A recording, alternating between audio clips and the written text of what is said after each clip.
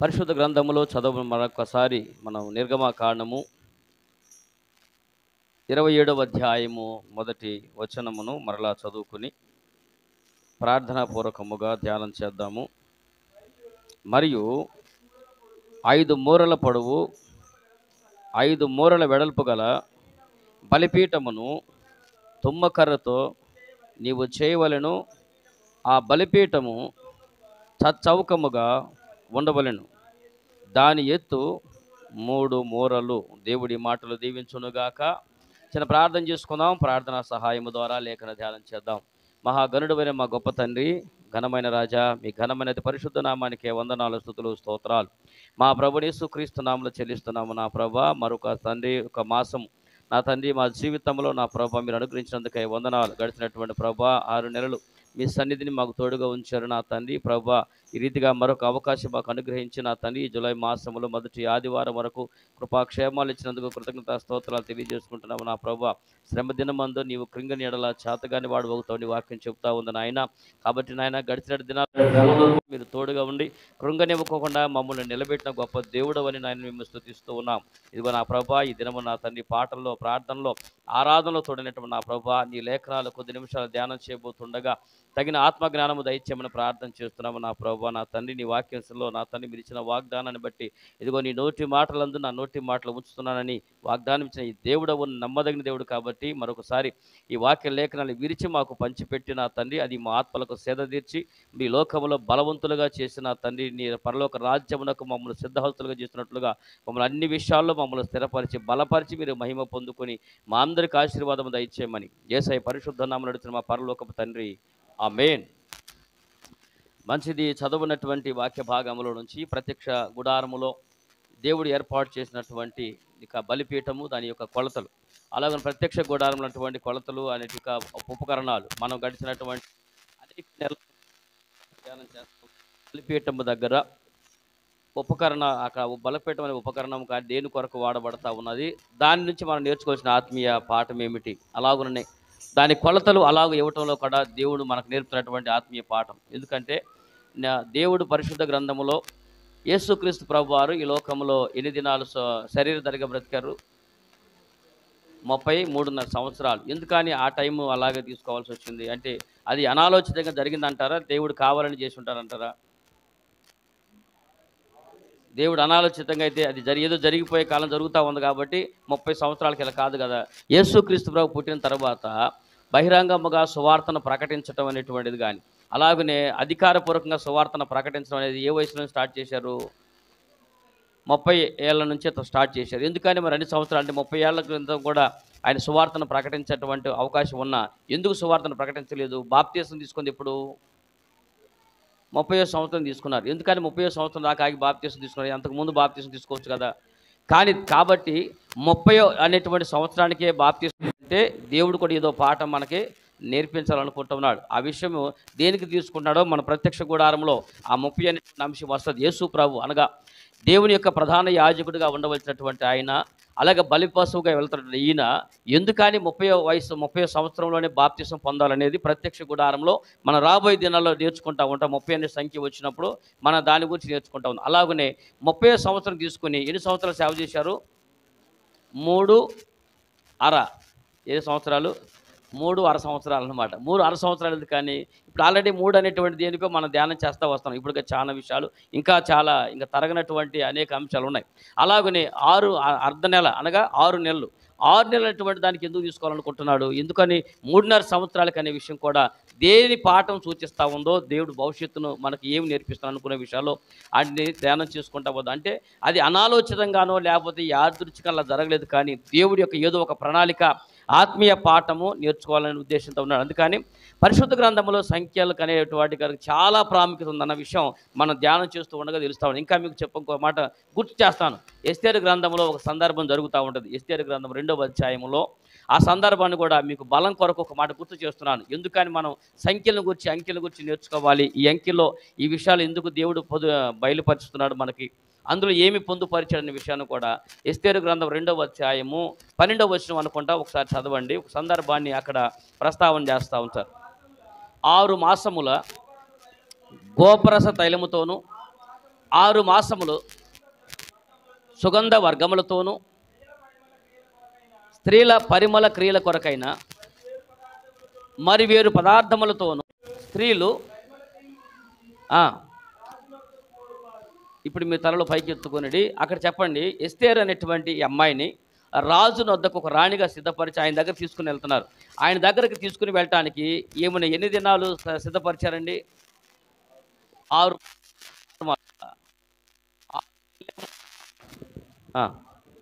అది 6 మాసాలన్నా 6 నెలలు ఒకటే.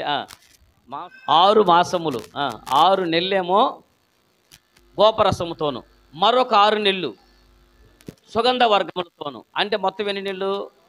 సంవత్సరం, అనగా 12 నెలల పాటు. అక్కడ మనకి 6 నెలలు ఒకటి, 6 నెలలు ఒకటి కనపడతా ఉంటుంది.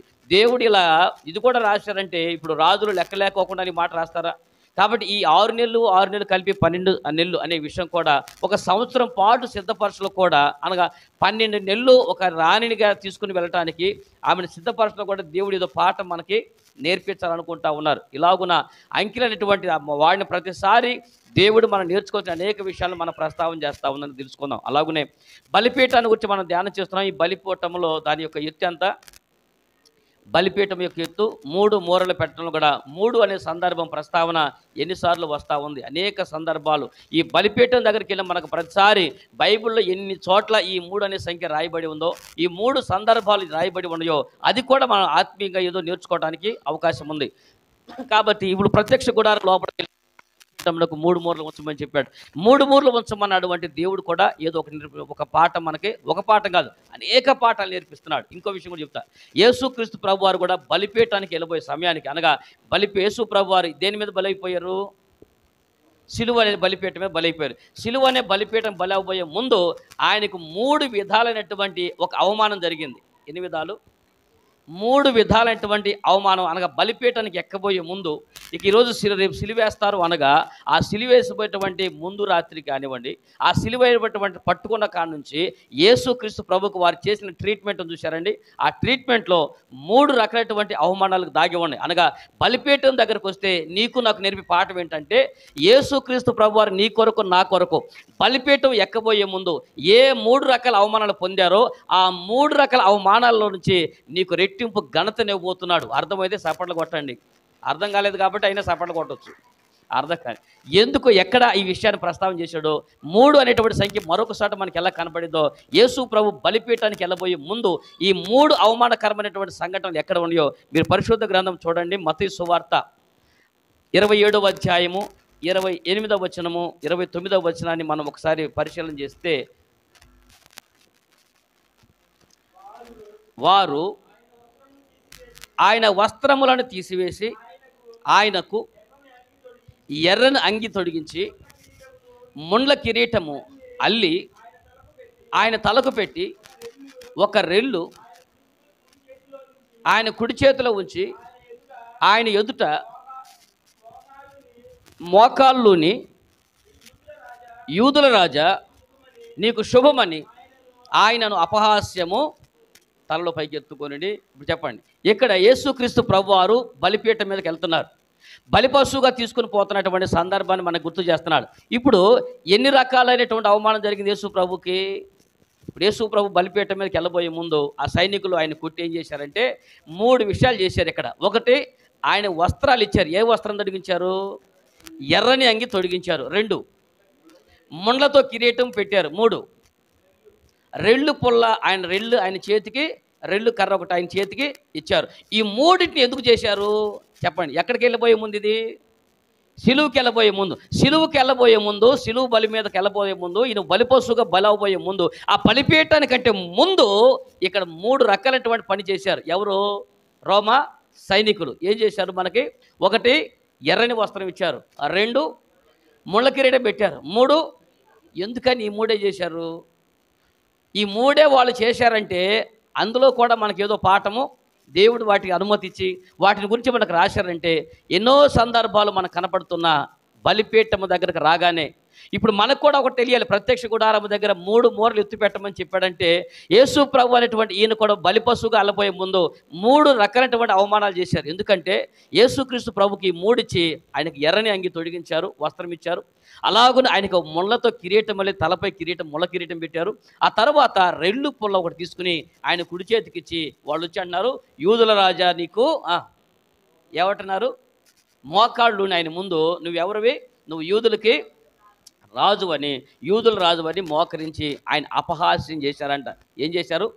యేసుక్రీస్తు ప్రభువుని అపహాస్యం చేశారు, అపహాస్యుల పాలు చేశారు, అవమానిస్తున్నారు, నిందలు వేస్తున్నారు. అంతేకాదు ఈయన గేలి చేయాలని చూస్తూ ఉన్నారండి. ఎందుకనంటే యేసు ప్రభు పుట్టినప్పుడు తూర్పు దేశపు జ్ఞానులు వచ్చి ఒక మాట అడిగారు హేరోదు రాజుని. మత్తయి సువార్త 2వ అధ్యాయంలో అలా అక్కడ ఉంటుంది, యూదుల రాజుగా పుట్టినవాడు ఎక్కడా, ఏమని అడిగారు, యూదుల రాజుగా పుట్టినవాడు ఎక్కడ. ఇలా యేసుక్రీస్తు ప్రభుని పదే పదే యూదుల రాజుగా పిలువబడుతూ చెప్పబడుతూ వచ్చారు. కానీ యేసు ప్రభు ఏ రోజు కూడా సింహాసనం మీద ఒక్కరోజు కూడా కూర్చోలేదు. ఎలా యూదుల రాజు అవుతారు? ఆయన 33 సంవత్సరాలు ఒక్కరోజు సింహాసనం కూర్చున్నారా? తన తండ్రి అయిన దావీదు సింహాసనం ఏ రోజు కూర్చున్నాడా? పైగా ఆయన గురించి ఏం ప్రవచనం ఉంది? ఇదిగో మెస్సయ్య వచ్చినప్పుడు ఆయన యోధా వంశంలో పుడతాడు, దావీదు గర్భవాసన వస్తాడు, ఆయన తన తండ్రి అయిన దావీదు సింహాసనం మీద కూర్చుని ఆయన పరిపాలన చేస్తాడు, ఆయన ఇశ్రాయేలుకు ఒక రాజ్యం అనుగ్రహిస్తాడు. ఇలా పదే పదే చెప్తే యేసు ప్రభుని అందరూ కూడా రాజుగా చూస్తూ ఉన్నారు. ఈయన రాజు ఏమో అనుకుంటూ ఎదురు చూశారు. కానీ 3.5 అక్కడ 33 సంవత్సరాలు గడిచిన యేసు ప్రభు ఒక్కరోజు కూడా సింహాసనం మీద కూర్చోలేదు. ఇప్పుడు చెప్పండి, యూదుల రాజు ఎలా అవుతారు? అందుకని యేసుక్రీస్తు ప్రభుని వీళ్ళు అవమానాల పాలు చేస్తున్నాడు. నిజానికి మీకు కూడా ఈ సంగతి గుర్తు, యేసుక్రీస్తు ప్రభు అని గురించిన అది ప్రవచన వాక్యము. ఏది? తూర్పు దేశపు జ్ఞానులు చెప్పారే యూదుల రాజుగా పుట్టినవాడు ఎక్కడని.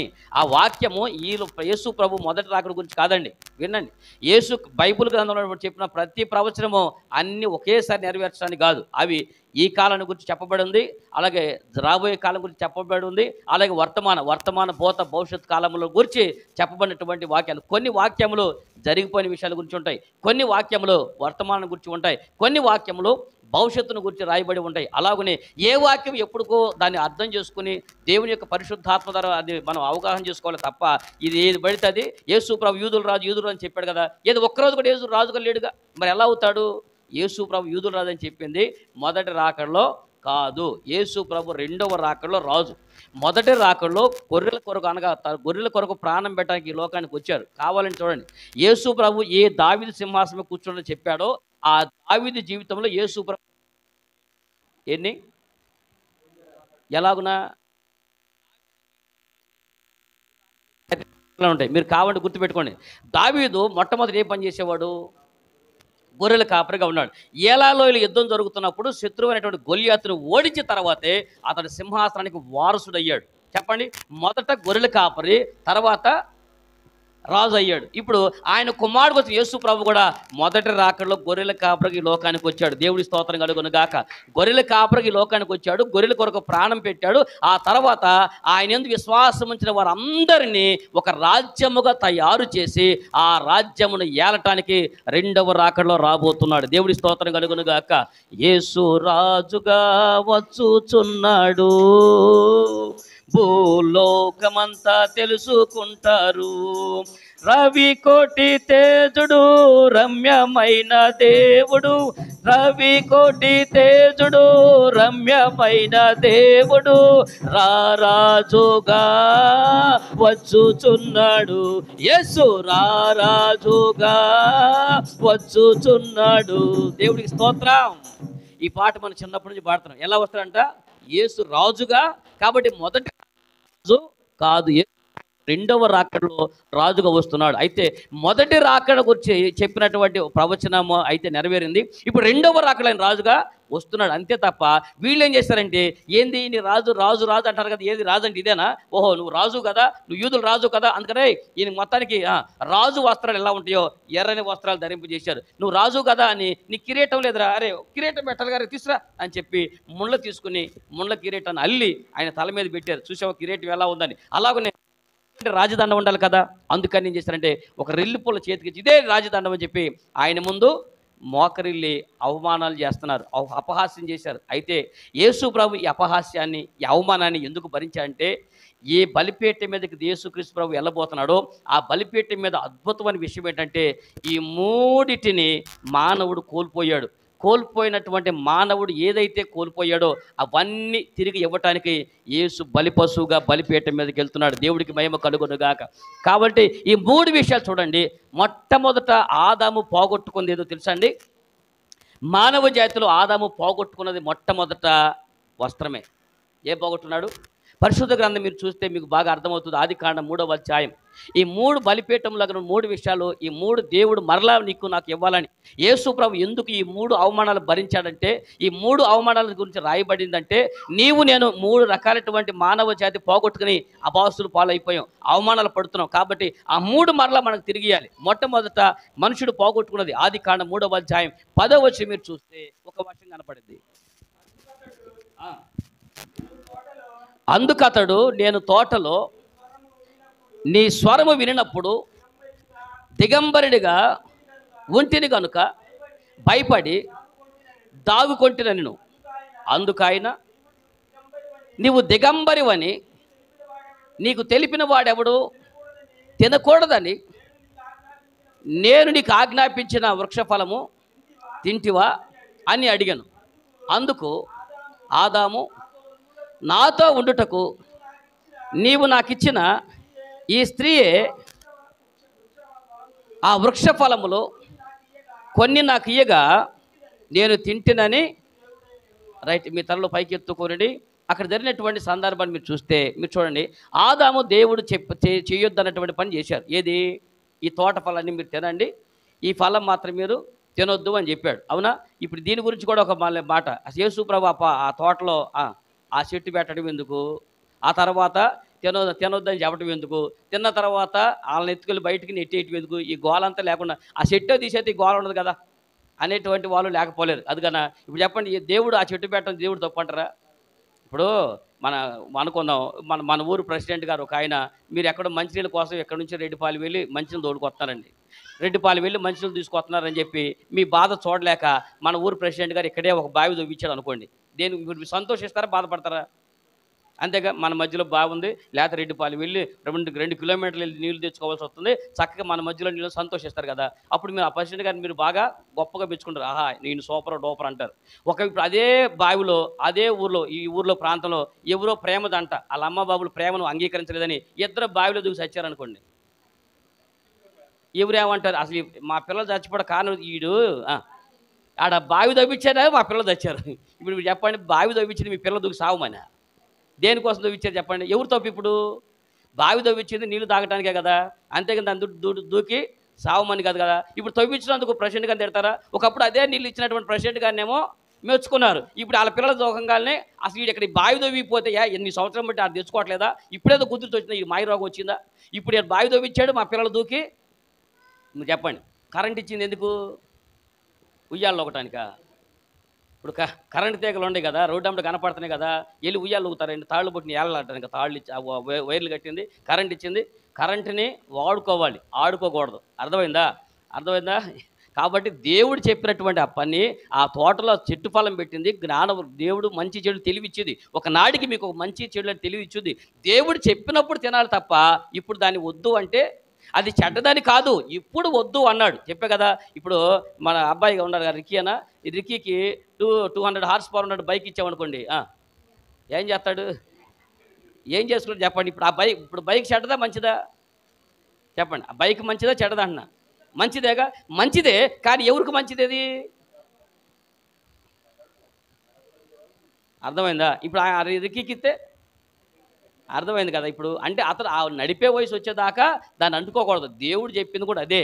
అది మంచి చెడులు మీకు వివేచన ఎప్పుడు అవసరం అప్పుడు తినిపించేవాడు. ఈలోపే మనవాళ్ళు ఆత్రాణంగా తినేసేసి దేవుడి మాట మీరాడు. తినవద్దన్నటువంటి ఆ వృక్ష ఫలం తినటం వలన వీళ్ళు ఫస్ట్ జరిగిన పని ఏంటంటే, మీరు చూడండి, దేవుడైన యెహోవా వచ్చాడు, ఆదామా నువ్వు ఎక్కడని పిలవగానే మన ఆయన అంటాడు, నీ స్వరం వినినప్పుడు నేను దిగంబరిగా ఉంటాను. చెప్పండి, ఎప్పుడైతే పాపం చేశాడో, దేవుడి ఆజ్ఞ మీరాడో, మొట్టమొదటగా ఈయన కోల్పోయేది ఏంటి? వస్త్రం కోల్పోయాడు.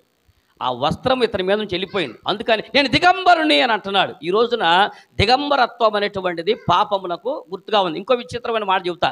ఈ మధ్య పైలోకం దాకా పోయినట్టుంది జనాలకి. అమెరికాలో దిగంబర సంఘం కూడా పెట్టారు. ఏం సంఘం? దిగంబర సంఘం అంట. అదేంటో తెలుసా? ఇక అందరూ దాంట్లోకి వెళ్ళగానే హాల్లోకి వెళ్ళగానే అందరూ బట్టలు తీసుకుని వెళ్ళిపోతారంట. ఇక స్త్రీలు పురుషులు అందరూ కూడా వ్యవస్థలు అయిపోయి దిగంబరులకు ఆరాధన చేస్తారంట. వీళ్ళకి పోయే కాలం మామూలుగా రాలా. వీళ్ళు ఏం పైచ్యమన్నా చెప్పండి వీళ్ళని. అదేమంటే దీనికి లేఖనం తెలుసా? ఆదాము అవ్వలు ఏ దినం వాళ్ళు ఎలా ఉండారు? దిగంబరులుగా.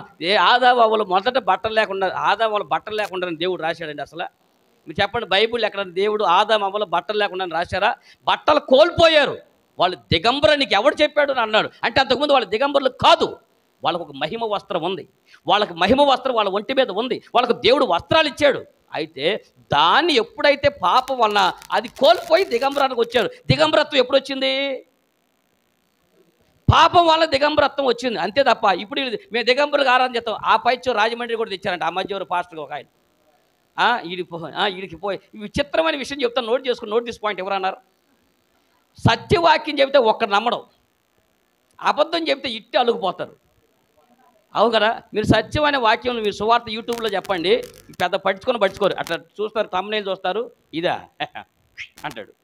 అదే ఇంకో పాస్టర్ గారిని తిడతా పెట్టండి, లేకపోతే వేరే మతాన్నో వేరే కులాలనో వేరే వ్యక్తులనో తిడతా పైన పెట్టండి.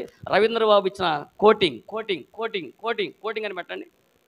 పలానోళ్ళకి ఎవరు నన్ను తిడతాం కానీ పెట్టండి. అసలు దానికి మీకు లైకులు, షేర్లు, తిట్టులు ఏదిగా ఉంటాయి, కామెంట్లు ఎలాగా ఉంటాయి అలా వస్తూ ఉంటాయి. అది విచిత్రం ఏంటంటే, లోక సంబంధించిన వ్యక్తుల సంగతి పక్కన పెడితే ఆత్మీయ జీవితంలో కూడా దేవుని యొక్క వాక్యాన్ని లాగున పక్కదారి పడితే దిగంబర సంఘాలుగా మొదలుపెట్టి కొన్ని దౌర్భాగ్య పరిస్థితులు పడతా ఉన్నారు. అయితే దిగంబరత్వం అనేది ఒక పాపం చేసిన తర్వాత వచ్చింది తప్ప పాపానికి ముందు ఆదాములో దిగంబరులు కాదు. వాళ్ళ మీద ఒక వస్త్రం ఉన్నది. అంతేకాదు దేవుడు అనేటువంటి యెహోవా ఆదామును సృష్టించిన తర్వాత వాళ్ళకు ఒక పని చెప్పాడండి. ఏంటి తెలుసా? మీరు ఈ భూమిని నిండించి చెప్పండి, పూర్తి చేయండి. వాళ్ళని ఆశీర్వదించి వీళ్ళిద్దరిని తయారు చేసి మీరు ఈ భూమిని నిండించి దీన్ని ఏం చేయాలా? మీరు అభివృద్ధి పొంది మీరు ఫలించి విస్తరించి వ్యాపించి ఈ భూమిని ఏలండి. ఏమన్నాడు? మనం చేసిన పని ఒకటే ఒక పని, భూమిని నిండించామంతే. అర్థం కదా? మనకు శాత అయింది ఒకటే. మన పితరుల కాడ నుంచి మన వాళ్ళందరికీ ఒకటే. అభివృద్ధి ఫలింపు సంగతి పక్కన పెడితే భూమిని మాత్రం నిండించి మొత్తం 800 కోట్ల మంది జనాన్ని తీసుకుని వచ్చాం. అది కూడా ప్లానింగ్ ఆపరేషన్ పెట్టారు కాబట్టి సరిపోయింది. కానీ లేకపోతేనా చైనా పనికొచ్చుదా మన కింద? ఏమండి, చైనా పనికొచ్చుదా మన కింద అంటున్నా. ఒకటే ఆర్థిక పరిస్థితులు, ప్లానింగ్ అనే రెండు కనుక లేకపోతే అసలు మన భూమిని మన దేశం సరిపోద్ది, పక్క రాజ్యాలు కూడా ఆక్రమించుకుని సముద్రాన్ని కూడా భూమి చేయాల్సి వస్తుంది. దేవుడు చెప్పిన 5 మనం చేసింది ఒకటే. కానీ అద్భుతమైన ఇంకో మాట ఏంటంటే, దేవుడు దీన్ని ఏలండి అని చెప్పాడు. దీన్ని ఏలమని చెప్పాడు. అంటే అర్థం ఏంటి? దేవుడు ఒక ఉన్నతమైనటువంటి స్థితిని దేవుడు ఒకనాడు ఆదాముకి ఇచ్చాడు. మానవ జాతిని ఉన్నతమైన స్థితిలో పెట్టాడు. ఈ భూలోకం మొత్తం ఆదాము కంట్రోల్లో తీసుకోవాలని దేవుడు కోరుకున్నాడు. అయితే ఆదాము పాపం వలన అతను దిగంబరత్వంలోకి వెళ్ళిపోయి పాపం వలన దిగంబరత్వం వచ్చింది. కాబట్టి యేసుక్రీస్తు ప్రభువారు ఇప్పుడు ఈ వస్త్రమును ఇంకా చూడండి, ఆయన వస్త్రహీనుడు అయ్యాడంట. ఎలాగునా? ఎక్కడ? కలువరి శిలువలోకి వెళ్ళిన తర్వాత ఆయన అంగీని కూడా లాగేసుకున్నారంటే మీరు చెప్పండి, ఆయన ఒక విధంగా చెప్పాలంటే ఆయన వస్త్రహీనుడిగా శిలువ మీదకి ఎందుకు వెళ్ళాడంటే, ఏ వస్త్రం అయితే మానవ జాతి కోల్పోయిందో ఆ వస్త్రాన్ని మరలా ఇవ్వటానికి యేసు నీ కొరకు వస్త్రహీనుడయ్యాడు. దేవుడికి మహిమ కలుగునుగాక. రాజవస్త్రం నీకు మరలా దయచేయాలని దేవుడు కోరుకుంటా ఉన్నాడు. ఈ రోజున యేసుక్రీస్తు ప్రభువు ఇంకా పరిశుద్ధ గ్రంథంలో మనం అనుకుంటున్నాం మనకి ఏముందయ్యా వస్త్రం అంటే బయటికి మాకేముందో అన్నీ బాగానే ఉండే కదా అనుకుంటాం. ఇదే మాట ఒక సందర్భంలో ప్రకటన గ్రంథం 3వ అధ్యాయం 17వ వచనంలో ఒక సందర్భాన్ని గురించి, ఒక సంఘాన్ని గురించి దేవుడు హెచ్చరిక చేస్తూ ఉంటాడు. చూడండి, సంఘంలో కూడా వస్త్రాలు ఉండి అని బ్రతుకుతున్నటువంటి ఒక సంఘం ఉంది. అక్కడ చదవండి ఒకసారి, ఏం రాసి ఉంది? ప్రకటన గ్రంథం 3వ అధ్యాయము ఏమంటున్నాడు? నీవు దిక్కుమాలిన వాడవును, దౌర్భాగ్యుడవును, దరిద్రుడును, గుడ్డివాడువని, దిగంబడువై ఉన్నావని ఎరుగక నేను ధనవంతుడును, ధనవృద్ధి చేసి ఉన్నాను, నాకేమి కొదువు లేదని చెప్పుకొనుచున్నావు. దేవుడు అక్కడ ఒక హెచ్చరిక చేస్తాడు. ఏమంటున్నాడంట, మీరు ఏమంటున్నారు, ఇగో నాకేం కొదువా నాకేం కొదువు, కానీ నువ్వు దిక్కుమాలినోడివి, దరిద్రుడివి, నువ్వు ఒక దిగంబరుడు అని అంటున్నాడు. దిగంబరుడు అని ఎందుకన్నాడు ఆ సంఘాన్ని అంటే, వాళ్ళ ఆ సంఘములో వస్త్రమే ఉంది, ఆ సంఘములో వస్త్రము, వాళ్ళు పాపం చేస్తున్నారు, నువ్వు దిగంబరుడు అనే సంగతి తెలియట్లేదు నీకు అన్నాడు. అంటే ఆత్మ సంబంధటువంటి 7 సంఘాలకు రాసినప్పుడు ఆ సంఘాల గురించి హెచ్చరిక చేస్తా అన్నాడు, నువ్వు దిగంబరుడు అని తెలియట్లేదు నీకు, నువ్వు దుక్కుమాలి వాడివి నువ్వు దిగంబరుడు అనే సంగతి తెలియట్లేదు అన్నాడు. అంటే అర్థం ఏంటి చెప్పండి? దిగంబరుడు అనే తన మాట ఎప్పుడు వాడాడు దేవుడు? పాపం చేసినప్పుడు దిగంబరత్వాన్ని గురించి మాట్లాడాడు. ఆదామా నువ్వు దిగంబరుడు నీకు ఎవరు చెప్పారు అని అన్నాడు. ఎవరు చెప్పాల్సిన పని ఉందయ్యా, నేను ఆల్రెడీ పాపం చేశాను కాబట్టి నువ్వు ఇచ్చినటువంటి ఆ వస్త్రం నా మీద నుంచి వెళ్ళిపోయిందని అన్నాడు. ఇప్పుడు అదే మాట ఒక సంఘాన్ని బట్టి మాట్లాడంటే, ఇప్పుడు ఈ సంఘాలకు ఏం లేదు, అది సంగతి. వస్త్రము లేక పాపములోనే దిగంబరత్వంలో బ్రతుకుతున్నారు. దిగంబరత్వం బతుకుతూ కూడా మాకేం పర్వాలేదు, మేము సూపర్ హిట్ సినిమా అనుకుంటారు అనమాట. మాకేముంది మాకు అన్నీ బాగుంది అనుకుంటున్నారు. కానీ ఈ రోజున ఏ సంఘములో ఏ మనుషుడు వస్త్రమును కోల్పోయాడో, దేవుడు ఏ రాజవస్త్రాన్ని మనకిచ్చాడో, ఈరోజు బలిపీఠం దగ్గరికి వెళ్ళగానే వస్త్రములు నీ కొరకు ఎందుకు అవమానకరమైన వస్త్రాలు ధరించాడంటే, నీకు నిందకు ప్రతిగా రెట్టింపు ఘనతను ఇవ్వడానికి, ఏ వస్త్రము మొట్టమొదటి ఆదాము కోల్పోయాడో ఆ వస్త్రం తిరిగి ఇవ్వడానికి నీ కొరకు వస్త్రహీనుడిగా యేసు బలిపీఠం మీదకి వెళ్ళబోతున్నాడు. అంతేకాదు అవమానకరమైనటువంటి ఈ రోజున ఆ వస్త్రం ఆయనకి ఎందుకు ఇచ్చారంటే, నిజమైనటువంటి ఆ రాజుకి ఈ రోజున ఎర్రని అంగి ఇచ్చారు. ఆ మాట అవమానకరం చేయడానికి, ఆయన నిందల పాలు చేయడానికి. అయితే ఆ అవమానకరమైనటువంటి ఆ ఎర్రని వస్త్రం దేవుడు ఎందుకు తీసుకున్నాడంటే, ఆయన అవమానం పొంది మనలను ధనవంతులుగా చేయాలనుకుంటున్నాడు. దేవుడి స్తోత్రం కలుగును గాక. నీకు రక్షణ వస్త్రం ఇవ్వాలనుకుంటున్నాడు. పరిశుద్ధ గ్రంథం యెషయా గ్రంథం 61వ అధ్యాయం 3వ వచనం చూస్తే, ఏదైతే మనుషుడు కోల్పోయాడో ఆ వస్త్రము తిరిగి ఇవ్వటానికి, ఏదైతే మానవ జాతి కోల్పోయిందో ఆ వస్త్రాన్ని తిరిగి ఇవ్వటానికి ఈరోజు ఎర్రని అంగి అనేటువంటి అవమానకాలమైనటువంటి జీవితాన్ని యేసు ప్రభు తీసుకుంటున్నాడు బలిపీఠానికి ముందు. చదవండి యెషయా గ్రంథము 61వ అధ్యాయం 3వ వచనం చూస్తే, సియోనులో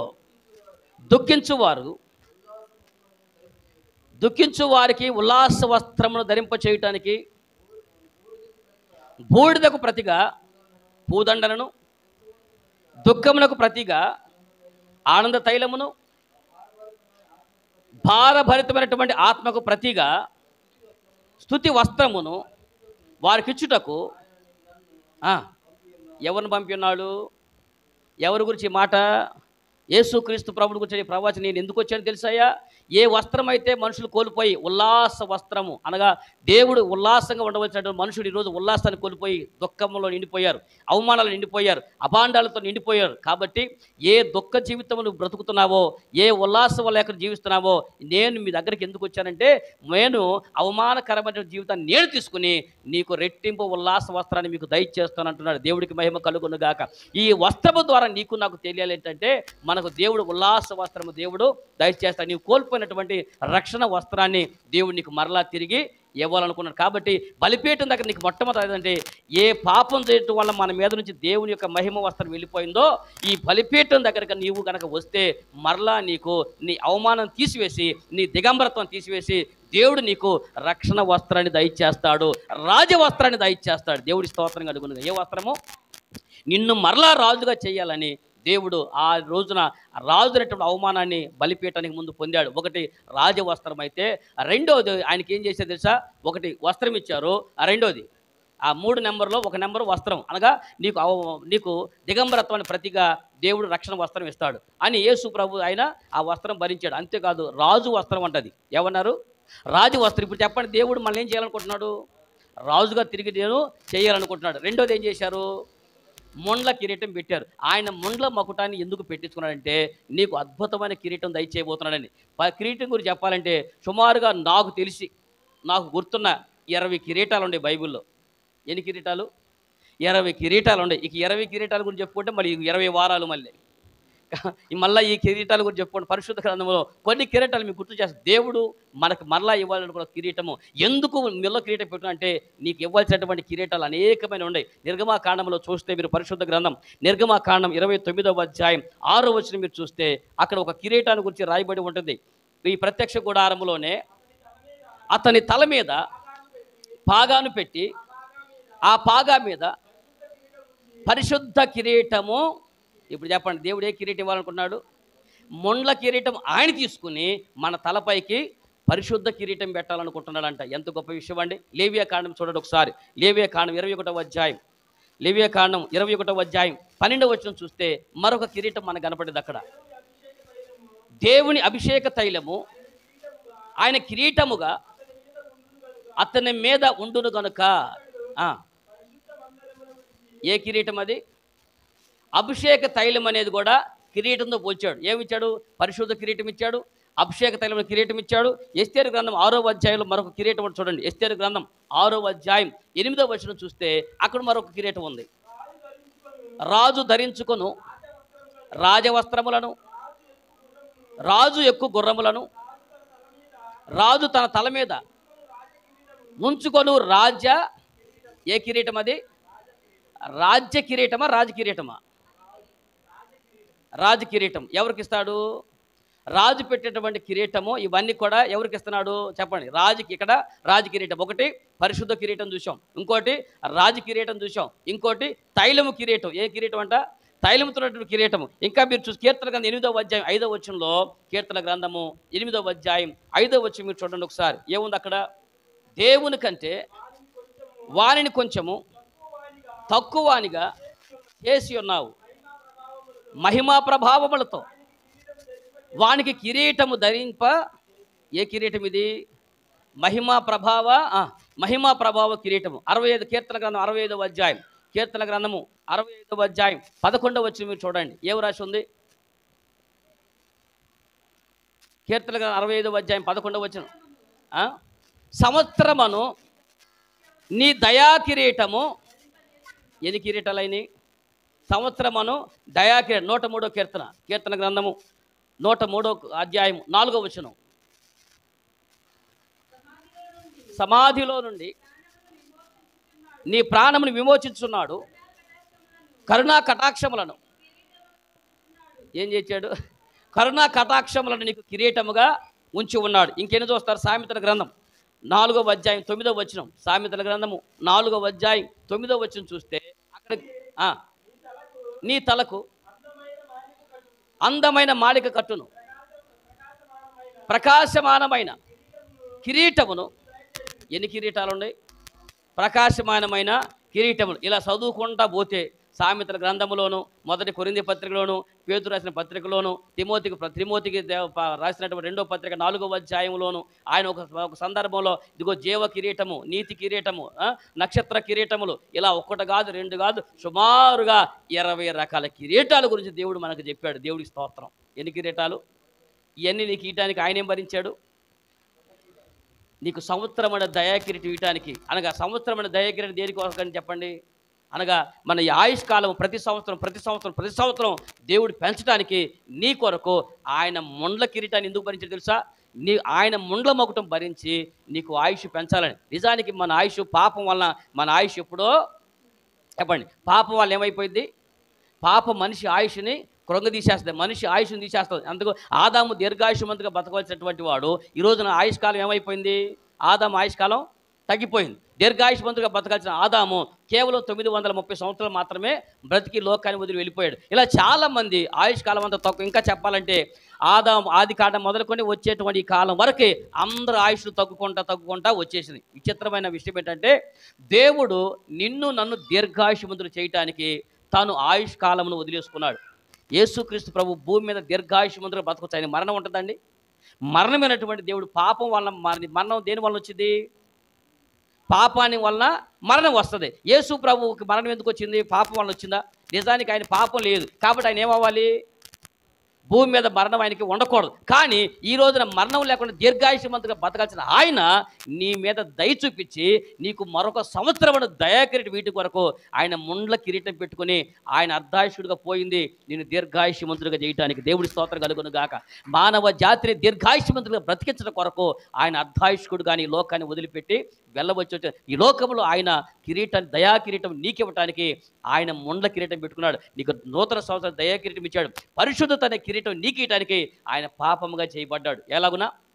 ఆయన పరిశుద్ధ కిరీటం తనకు పెట్టబడింది అన్నాడు. అనగా పరిశుద్ధమైన కిరీటం నీకు పెట్టడానికి ఆయన ఏ కిరీటం భరించాడు?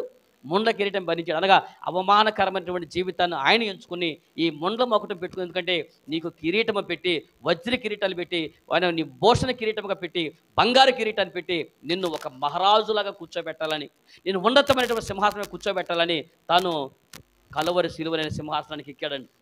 బలిపీఠాన్ని సింహాసనంగా చేసుకుని ఎక్కాడు. ఎందుకంటే నేను శాశ్వత కాలం సింహాసనం కూర్చి యుగ యుగాలు నీ చేత రాజ్య పరిపాలన చేయించాలనుకుంటున్నాడు. దేవుడికి మహిమ కలుగును గాక. కాబట్టి అలాంటి ఈ రోజున ముండ్ల మకుటాన్ని ఆయన భరించింది. నీకు దయా కిరీటం ఇవ్వటానికి, మా గొప్ప కిరీటాలు నీకు ఇచ్చి నీ తల మీద పెట్టి, నక్షత్ర కిరీటాలు పెట్టి నిన్ను దీర్ఘాయుష్మంతుడు చేయడానికి తను అల్పాయుష్కుడిగా ఈ లోకానికి యేసుక్రీస్తు ప్రభు ఎంచుకుని మరి ఈ లోకానికి వచ్చారనే విషయాన్ని మనం బాగా గమనించాలి. ఇలా కిరీటాల గురించి రాబోయేటువంటి దినాల్లో అచ్చంగా కిరీటాల గురించే చెప్పుకుందాం. అదొక పెద్ద సబ్జెక్ట్ అవుతుంది. 20 కిరీటాలు చెప్పాలంటే ఈరోజు మీరు ఎత్తపడతారు ఈ లోపున. అందుకని మీ మీద దయదర్శి నేను ఆ విషయాన్ని మరొకసారి కిరీటాన్ని గురించి మనం చెప్తాను. కానీ ఇప్పటి వరకు మాత్రము పరిశుద్ధ కిరీటముగా మనకిచ్చి మకుటమగలిగినటువంటి రాజుగా మనం చేయాలని ఆయన ముండ్ల కిరీటాన్ని భరించాడు. ముండ్ల కిరీటం అనే ఒక అవమానాన్ని అక్కడ ఎందుకు అపహాస్యం చేస్తూ భరించాడంటే, నిన్ను అపహాస్య పాలవకుండా, అనగా మనందరి జనం అందరూ ఎగతాళి చేస్తూ, అబాసులు పాలు చేస్తూ, గేలి చేస్తున్నారు. నిన్ను ఎవరైతే గేలి చేస్తున్నారో, ఎవరైతే నిన్ను ఎగతాళి చేస్తున్నారో, ఎవరైతే నిన్ను అవమానాలు చేస్తున్నారో వాళ్ళందరి మధ్య రెట్టింపు ఘనతనివ్వబోతున్నాడు. దేవుడి స్తోత్రం కలుగును గాక. నువ్వు ఈ బలిపీఠం దగ్గరికి నీవు వచ్చి నిలబడితే ఆయన ఈ బలిపీఠం దగ్గర నీకు అవమానాన్ని తొలగించి ఘనతనివ్వబోతున్నాడు. నీకు వస్త్రముని ఇవ్వబోతున్నాడు, మహిమ వస్త్రాన్ని నీకు ఇస్తాడు, ఆ రక్షణ వస్త్రాన్ని తిరిగి నీకు ఇస్తాడు, దిగంబరత్వాన్ని తొలగిస్తాడు. అంతేకాదు నిన్ను రాజులాగా చేయబోతున్నాడు. ఈ లోకాన్ని, విశ్వలోకాన్ని ఏలేటువంటి గొప్ప రాజుగా నన్ను చేయబోతున్నాడు. అంతేకాదు నిన్ను కూర్చోబెట్టి కోల్పోయినటువంటి ఆ అధికారాన్ని నీకు మరలా తిరిగి ఆ కిరీటం ఇచ్చి అనేక మంది నీకు ఘనతను ఇస్తారు. కిరీటం దేని వల్ల ఘనత వస్తూ ఉంటుంది కదండి. మన ఈ జనరల్గా ఈ కాలంలో ఎవరికి పెడతారు కిరీటాలు? ఈ తరంలో ఇప్పుడు నవ్వేడే ఈ డేస్లో ఎవరు కిరీటం పెడతారు? గుర్తెచ్చుకోండి, మెదడుకి మేత అయ్యండి. విశ్వసుందరి కిరీటం ఎవరికి వచ్చింది? అర్థమైందా? ఎవరికి పెడుతున్నారు? విశ్వసుందరి కిరీటం అంట. ఎవరికి? మిస్ ఇండియా, మిస్ వరల్డ్, ప్రపంచ సుందరి. గుర్తుందా? ఇప్పుడు కిరీటం ఎవరికి పెడుతున్నారు? ప్రపంచ సుందరి కిరీటం పెడతారు. అది బంగారు కిరీటమా? ఇప్పుడు ఆ కిరీటం పెట్టగానే ఏమైంది? అసలు ఆ అమ్మాయి అందానికి, ఆనందానికి అవధులే ఉండవు. ఎందుకంటే ప్రపంచం మొత్తంలో నేనే సుందరిని అంట. అక్కడికి వెళ్ళినటువంటి వాళ్ళేనండి సుందరత. ఇక మిగిలిన వాళ్ళు ఎవరు సుందరులు కదా. కానీ అక్కడ దానికి వెళ్ళినటువంటి వాళ్ళు మాత్రమే ప్రపంచ సుందరి సెలెక్ట్ చేసే వాళ్ళకి ఒక కిరీటం పెడతారు. ఆ కిరీటం వల్ల ఆ సంవత్సరం అంతా ఇక ఆనందానికి అవధులే ఉండవు. ఇక మొత్తం నీ అంత ఆనందం అనుకుంటూ ఉంటారు. ఘనతకు కిరీటము గుర్తుగా ఉండు. అనగా నీకు రాజవస్త్రం ఇచ్చి అవమానం తీసేస్తున్నాడు. రెండోది నీకు కిరీటం పెట్టి నీకు ఘనతనిస్తున్నాడు. మూడోది ఏమి ఇచ్చారు? రెల్లు పుల్ల చేతికి ఇచ్చారు. రెల్లు ఆయనకి ఇచ్చారు. నిజానికి రాజు చేతులు ఏముండాలా? రాజదండము ఉండాలి. అవునా? రాజదండము ఉండవలసినటువంటి ఆయన చేతిలో ఇప్పుడు ఏది పెట్టారు? రెల్లు పుల్ల పెట్టి అవమానించారు. రాజదండము దేనికి సూచన? రాజదండము అధికారానికి సూచన, రాజదండము పరిపాలనకు సూచన. అలాగనే కానీ పరిపాలన చేయవలసినటువంటి, ఏలవలసి అధికారం చెలాయించవలసినటువంటి మనకి ఈ రోజున యేసు ప్రభు వారు అవమానాన్ని ఎందుకు భరించారంటే, ఆయన అవమానాన్ని తీసుకుని, ఆయన రెల్లుపుల మనం తీసుకుని రాజదండం మన చేతికి ఇస్తున్నాడు. దేవుడికి మహిమ కలుగును గాక. కీర్తనల గ్రంథం 23వ అధ్యాయం 4వ వచనములో ధైర్యముగా దావీదు ఒక మాట మాట్లాడతాడండి. కీర్తన గ్రంథము, గాఢాంధకారపు లోయలో నేను సంచరించినను ఏ అపాయమునకు భయపడను. నీవు నాకు తోడయ్యుందువు, నీ దుడ్డు కర్రయు నీ దండము నన్ను ఆదరించును. ఏది ఆదరించేది? ఇప్పుడు చెప్పండి. దుడ్డు కర్రయు దండము, నీ రాజదండము నన్ను ఆదరించును అన్నాడు. అనగా దేవుని చేతులు, నిజానికి రాజు చేతిలో ఒక రాజదండం ఉంది. మీకు గుర్తుందా? ఈ రాజదండం మనకి ఇలా చూపిస్తే శాస్త్రాలు మారిపోతాయి. ఈ రాజదండం ఇలా చూపిస్తే శిక్ష వస్తుంది. ఈ రాజదండం ఒకటి చూపిస్తే శిక్ష తప్పించవచ్చు. రాజదండం గురించిన విశేషమైన అంశాలు ఎన్నో ఉంటాయంటే, ఎస్తేరు గ్రంథంలో మీకు గుర్తుందా? ఎస్తేరు గ్రంథంలో ఆ రోజున వశిష్ఠైనటువంటి రాణికి బదులుగా, అనగా రీప్లేస్మెంట్ చేయడానికి ఎంతోమంది సుందరమైనటువంటి కన్యకులు ఆ రాజ్యంలో సిద్ధపడి ఉన్నారు. వాళ్ళ నుంచి ఇవి కూడా సిద్ధపరిచారు. ఎస్తేరు కూడా సిద్ధపడి వెళ్ళింది. అప్పుడు ఆ రాజదండము ఇలాగున ఎదురు చూస్తూ ఉన్నారన్నమాట. అందరూ నేనా అనుకుంటా ఎవరు రాళ్ళందరూ రెడీగా కూర్చున్నారు. కన్యకులందరూ చూస్తూ ఉన్నారు. చక్కగా అలంకరించుకున్నారు. చక్కగా వైడూర్యములతో అందరూ అలంకరించుకున్నారు. కానీ ఈమెయితే అతను ఎవరైతే చెప్పారో, అనగా మధ్యవర్తిగా ఉన్నటువంటి ఏ వ్యక్తి అయితే ఏ అలంకారం అయితే అలంకరించుకొని చెప్పాడో అదే అలంకారాలు అలంకరించుకుని ఎస్తేరుగా సింపుల్గా ఉంది. అమ్మ మీరేనండి, ఎస్తేరు రాణి సింపుల్గా ఉందంటే ఆమె ఏం అలంకరించుకోలేదని కాదు. అర్థమైనా? కొంతమంది అలంకారాలు అందరికీ ఎస్తేరు ఏవి అలంకరించుకోలేదని ఒక వాయిని యువత చెబుతుంటే నేను విన్నా. ఏవి అలంకరించుకోలేదు కాదు. ఎస్తేరుకి అక్కడ మధ్యమని ఒక షండు కాయన ఉంటారు. వాళ్ళు చెప్పినటువంటి ప్రకారం అనగా రాజ సంరక్షకులుగా ఏదైతే ఇచ్చారో ఈమెకు కొన్ని నియమాలు ఇచ్చారు. ఇదిగో నేను ఇచ్చినవి మాత్రమే పెట్టుకొని అన్నాడు. అంటే అర్థం ఏమీ పెట్టలేదని కాదు. కొన్ని ఆయన ఏవైతే చెప్పారో అతను ఏవైతే పెట్టుకోమన్నాడో అవే పెట్టింది తప్ప ఈమె ఎక్స్ట్రాలు మిగిలిన వాళ్ళు ఏం చేశారంటే మిగిలిన వాళ్ళు మామూలుగా పోగులు పెట్టుకోమంటే నువ్వు పోగులు పెట్టుకోమన్నావు నేను చెంప చెవిరీలు పెడతానని చెప్పి ఇటు తీసి చెవిరీలు పెట్టింది. జనరల్గా పోగులు వరకు అయితే ఓకే. ఎక్కడి నుంచి ఇటు తిప్పితే మరి ఎక్కడి నుంచి ఇటు మెలికి తిప్పితే ఎక్కడి నుంచి ఇటు తిప్పితే దీన్ని ఏమంటారు ఎక్స్ట్రాలు అంటారు అనుకుంటాను. లేదంటే చేస్తే చేసుకోండి అందం కొరకు చేయొచ్చు, కానీ దేవుడు పోగులు ఇస్తే పోగులు పెట్టుకోవాలి. ఇప్పుడు ముక్కు పేసలు ఎందుకు ఇచ్చారు? ముక్కు పొడ పెట్టుకోవాలి. ముక్కు పొడ ఎట్ట పెట్టాలి? ఇలా గుచ్చి పెట్టాలి. ఇటు నుంచి తీసుకొచ్చి ఇటు పొడిచి ఇలాగ పెడితే ఇది బొట్టు లాగితే ఇది దేనికోసం ఇచ్చారు? దేనికోసం అంటున్నా, దానికంటే ఒక ఇప్పుడు అందానికి అలంకారానికి ఉండే కదా, అంతే తప్ప మామూలుగా దానికి ఏ తగ్గట్టుగా అలాగ పెట్టుకుంటూ ఉండాలి. అంతేగాని అటు మెలికలు తిప్పి ఇటు మెలికలు తిప్పి అటు మెలికలు తిప్పి అందుకే ఇచ్చినటువంటి అలంకారంలో నీకు ఏదైతే చేసుకోవడానికి అవకాశం ఉందో దాని వరకు చేసుకో, అంతవరకు తప్పులేదు. అంతేగాని దానికి మించి చేసినవన్నీ కూడా అనిపిస్తూ ఉండదు. ఇప్పుడు ఒక ఉంగరం పెట్టుకుంటే చూడటానికి ఉండే కదని చెప్పి 5 పెట్టుకొచ్చాను ఇక్కడ ఏమనుకుంటారు? వాక్యాన ఇక మామూలుగా 5 ఉంగరాలు మీకు కనపడ్డట్టు. ఆమె ఎవరు మాకు చిన్నప్పుడు చెప్పేవాళ్ళు. ఎవరు వచ్చి అమ్మ మా గేదెలు పోయి ఎటు వెళ్ళినాయి అమ్మ అని అంటే, అమ్మాయి ఒకటి ఇటు వెళ్ళింది ఒకటి ఇటు వెళ్ళింది అందంట. ఎటు వెళ్ళింది ఏం చూపించింది చెప్పండి? ఇప్పుడు ఆమె గేదెలు ఏం చెప్పటలా, ఒకటి ఇటు వెళ్ళింది ఒకటి ఇటు వెళ్ళింది అంద. అంటే ఇప్పుడు ఏం పోగులు ఆడుకున్నామని అడగాలి, ఆమె అడగలేదు. అందుకని ఒకటి ఇటు వెళ్ళింది అందంట అనగానే ఈ పోగు కనపడింది. ఇటు వెళ్ళిందని అందంట, ఇటు కనపడింది అంటే అర్థమైందా? ఈ కనపట్ట కూర కనబడి చూపిస్తూ ఉంటారన్నమాట. పోనీ ఆభరణములు ఎలాగ పెట్టుకోవాలో సింపుల్గా దేవుడు మనకి ఇచ్చినటువంటి పరిస్థితులను బట్టి పెట్టుకోవచ్చు. కానీ ఎస్తేరు ఏమి పెట్టకుండా కాదండి, అతను ఏమైతే అతను సూచించాడో అది మాత్రమే పెట్టుకెళ్ళింది. అప్పుడు రాజదండము తీసుకుని అతను ఇలాగని చూపిస్తా కరెక్ట్గా ఎస్తేరు వైపు అలాగూ చూపించాడు. ఆమె ఎస్తేరుని సెలెక్ట్ చేశాడు. కాబట్టి రాజదండము శిక్ష నుంచి తప్పిస్తుంది, రాజదండము ఆదరిస్తుంది, రాజదండము పరిపాలనకు సూచనగా ఉంటుంది. ఇప్పుడు చెప్పండి, యేసుక్రీస్తు ప్రభు చేతిలో రాజదండం ఉండి పరిపాలన చేసి ఏలవచ్చినటువంటి ఆయన చేతిలో ఇప్పుడు ఏమి ఉంది? ఆయన చేతిలో రెళ్ళు పొల్లిచ్చి అవమానాలు పాలు చేశారు. అంటే దాని అర్థం ఏంటంటే అవమాన పాలైనటువంటి మన జీవితాల్లో దేవుడు ఏ అధికారాన్ని మానవుడు మొదట కోల్పోయాడో ఆ అధికారాన్ని తిరిగి మరలా యేసు ప్రభు మనకి ఇవ్వటానికి ఈ బలిపీఠం మీదకి ఎక్కాడు. దేవుడికి మహిమ కలుగును గాక. చూడండి, ఆదామును ఏం చెప్పాడు? ఈ భూమి అంతటి నిండించి నీవు దీనిని ఏలు అని అన్నాడు. ఏం చేయమన్నాడు? భూమిని ఏలమన్నాడు. ఏలేదు ఎవరండి? ఏలియానా? ఏలియా ఎవరు? రాజు. ఇప్పుడు చెప్పండి, యేసుక్రీస్తు ప్రభు వారు మలగా ఏం చేయడానికి వచ్చాడు?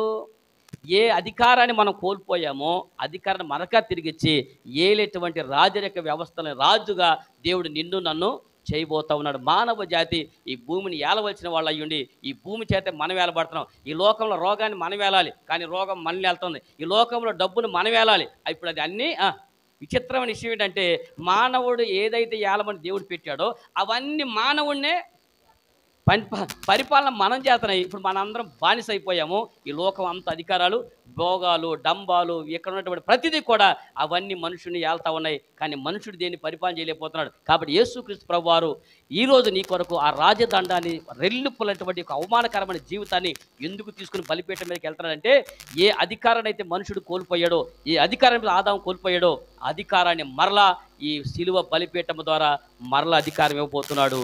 ఆ అధికారాన్ని తిరిగి మరలా అనుగ్రహించాడు. కాబట్టి నీ కొరకు 3 బలిపీఠానికి వెళ్ళబోయే ముందు ఈ 3 అనే సంఖ్యలో మనకు తెలిసింది ఏంటంటే యేసుక్రీస్తు ప్రభువారు మనుషుడు పడుతున్నటువంటి నిందకరమైన అవమానకరమైన జీవితాన్ని ఆయన కూడా 3 అవమానకరమైన జీవితాలు భరించే బలిపీఠం మీదకి వెళ్ళాడు. ఆ బలిపీఠం మీద 3 మనకు అనే సంఖ్య 3 మూరలు ఎందుకు ఎత్తి పెట్టమంటే యేసు ప్రభు బలిపీఠం మీదకి వెళ్ళేటప్పుడు కూడా నీకు 3 రకాల విషయాలని అవమానాలు జరిగినాయి. 1 వస్త్రము, 2 కిరీటము, 3 కిరీటం, 3 రెళ్ళు. ఈ 3 నిజానికి రాజుగా ఉండవలసినటువంటి వాళ్ళకి రాజవస్త్రాలు ఉండి, రాజుగా ఉన్నటువంటి వారికి కిరీటం ఉండి, రాజుగా ఉన్నటువంటి ఆయనకి రాజదండం ఆయన చేతిలో ఈ 3టిని పెట్టి అవమానించారు.